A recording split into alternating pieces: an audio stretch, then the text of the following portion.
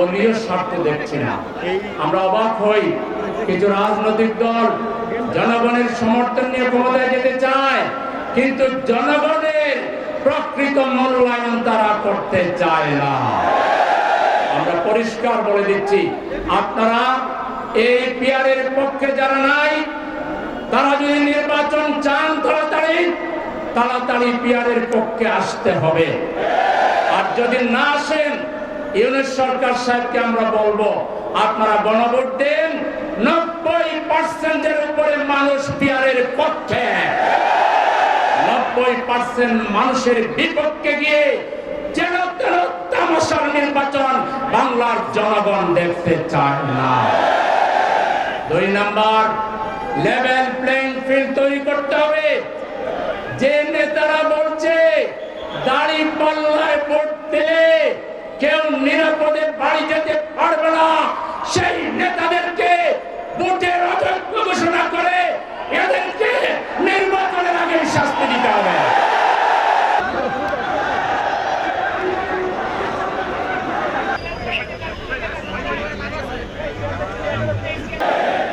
এদেশের মানুষ 54 বছরে কোন নির্বাচনে দেখে না। এবার মানুষ আশা করে এবার একটি সুষ্ঠু নির্বাচন হবে। আমরা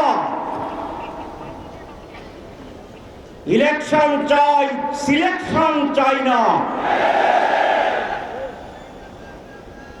এই নির্বাচন একটি ডিজাইনের মাধ্যমে সম্পন্ন করে জনগণের ভোটাধিকারকে আবার হরণ করার পায়তারা ষড়যন্ত্র চলছে। যদি সেরকম তৈরি করা নির্বাচন হয়, বিদেশের ডিজাইনে নির্বাচন হয়, তাহলে বাংলার মানুষ জীবন এবং রক্ত দিয়ে একটি সুষ্ঠু নির্বাচন আদায় করবে ইনশাআল্লাহ।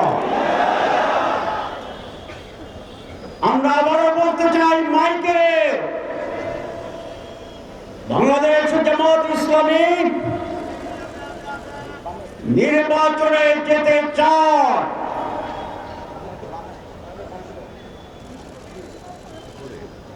কিন্তু তার আগে সুষ্ঠু নির্বাচন হওয়ার বিষয়গুলো জনসমক্ষে উদ্ভাসিত হতে হবে, পরিষ্কার হতে হবে, আনন্দমুখর পরিবেশ তৈরি করতে হবে।